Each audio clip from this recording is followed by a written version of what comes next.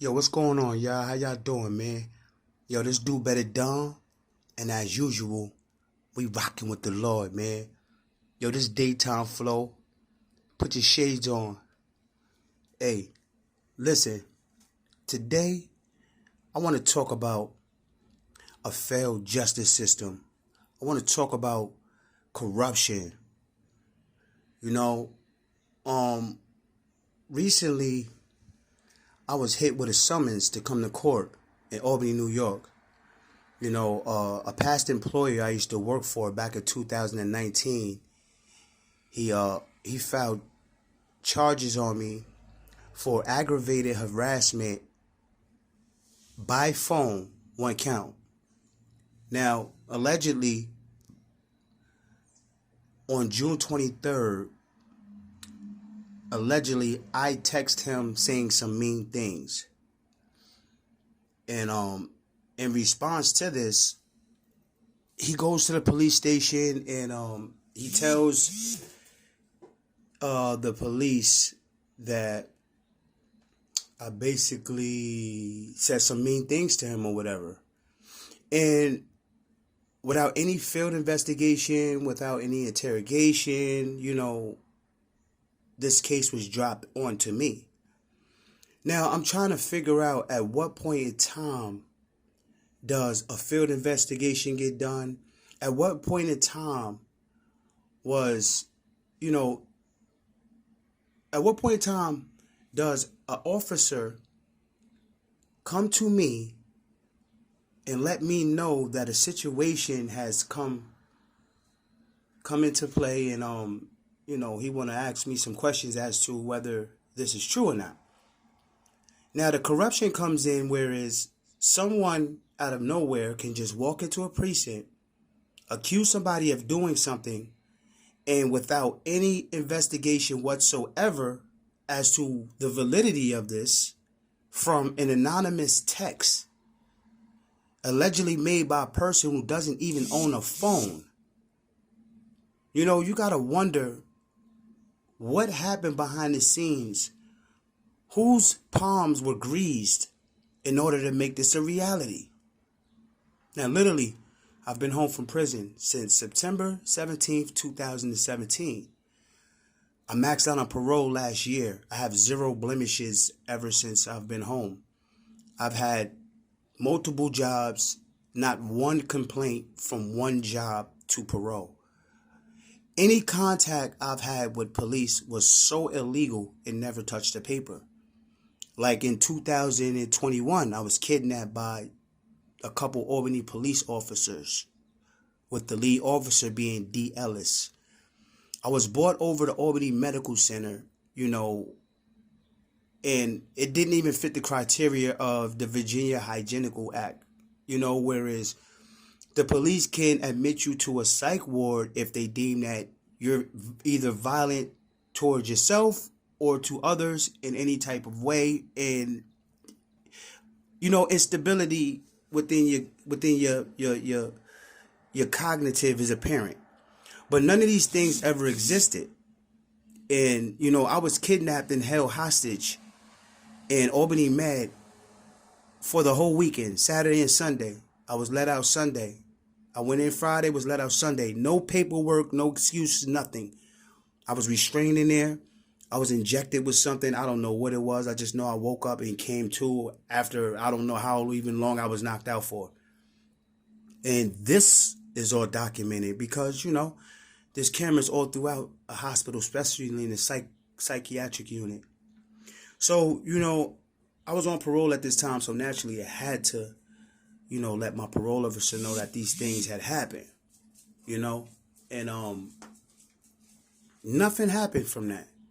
So now, fast forward to now, 2023, I go to court for this situation and I'm asking this judge, how is this even, what probable cause was established to whereas I'm being held accountable as the culprit of making an anonymous text to guys I used to work for back in 2019, a job I quit 4 months after they gave me a raise because That's a family-owned business I work for. And they did the most bizarre things that you could think that a job would do. You know, they used to watch me in secrecy in the bathroom. They got crawl spaces all throughout the building. You know, they had other employees stalking me. And it's just all kinds of peculiar, nefarious activities swirling around these men. You know, and when I caught wind that, you know, the two owners, their middle names, females' middle names, Janice and Regina, on top of them, you know, just stalking me in secrecy, like crawling around like roaches, like demons. I had to get out of there. I had to go. And naturally, you know, if you're on parole, you can't just quit a job. You have to let your parole officer know why you're leaving the job. And, you know, she wanted to know why I was leaving, you know, after I got a raise and all this other good stuff. And I just, you know, throughout the time I was there, I would tell her all the peculiar things that would happen. And it's hard for other people to believe because they never experienced it.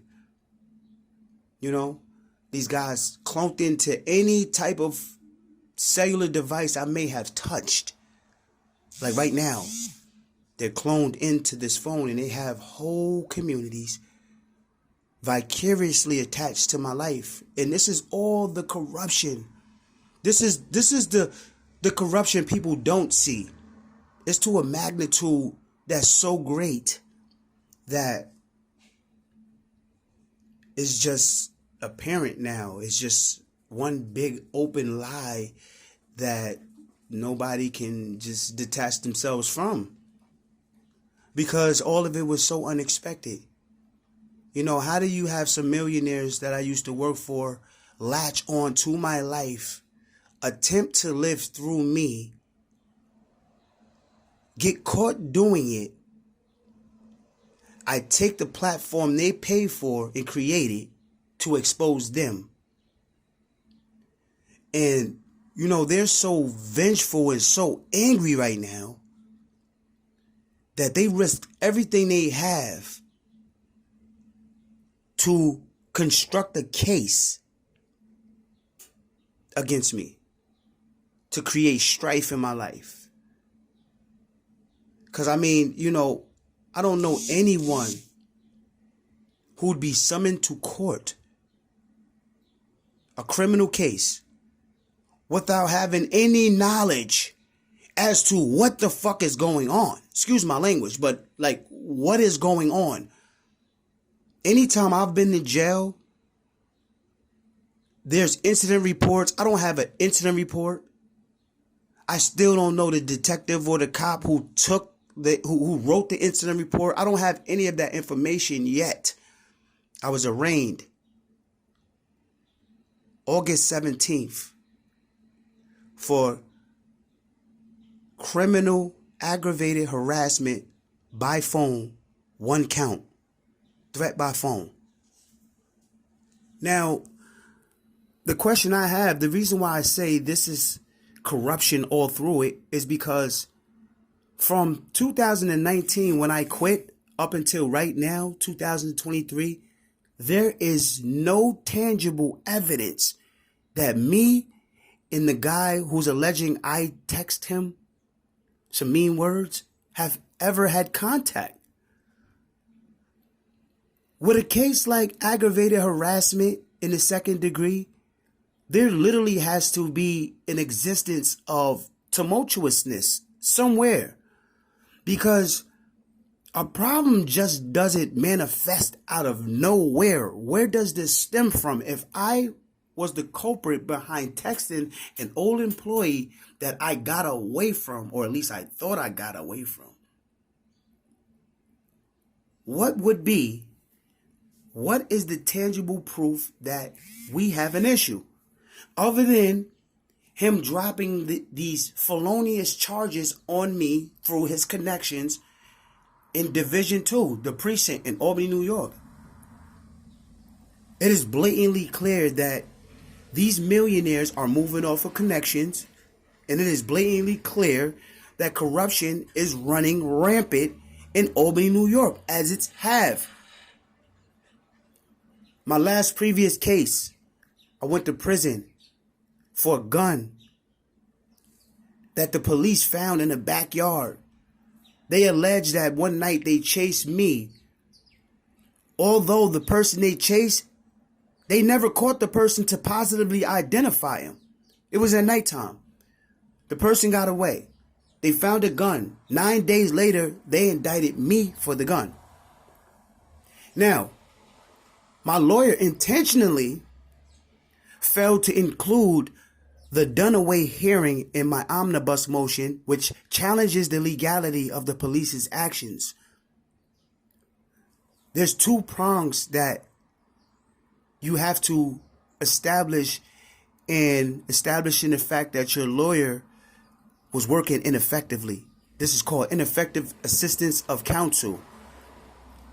A solid prong that my lawyer was ineffective in his representation was, for me, was him failing to put in the Dunaway hearing that challenges the legality of the police's actions when they pursued me that night with no probable cause to approach me the way that they did, nor did they have probable cause to pursue me. Because under the Fourth Amendment, I can either walk or run away if no crime has been committed. The police had no right to activate anything beyond a level 1 intrusion, which is they have the right to inquire as to what your name is and, other, just non-threatening questions. And you have the equal right to either walk or run away. And they can't pursue you. They can't. I don't care if there's a bulge on your waist. I don't care about any of that. They would have to have corroborating facts. And that would suggest that a crime is afoot, which is a level 3 intrusion. And then once they find what they felt was valid enough for them to pursue you, now they have probable cause to arrest you. So I put all this out there because I want to see how these proceedings are going to turn out. And I want people to be open-minded to the corrupt system within Albany, New York and abroad, because it affects us greatly. And when you have knowledge about it and understanding about it, you'll know how to deal with it. You won't be submissive. You won't be a yes man or yes woman. You fight for your rights. You fight for what's right. You don't never give up. You don't never have a submissive spirit. People will stomp on your head. If you're not being treated right at your job, talk about it. Don't hold it in. Why would you hold it in? It's not you that has a problem. It's the people that you work for that has a problem. Because if they were paying you and compensating you for what you actually work for, would you have to have that conversation? No, you wouldn't have to have that conversation. The conversation would be different. The conversation would be productive. The conversation would be progressive. But as I said, this is Do Better Done. As usual, I'm rocking for the Lord, man. And this is just one of many topics that needs to be talked about in society, man. And I'm happy to be the one to bring that to you, man.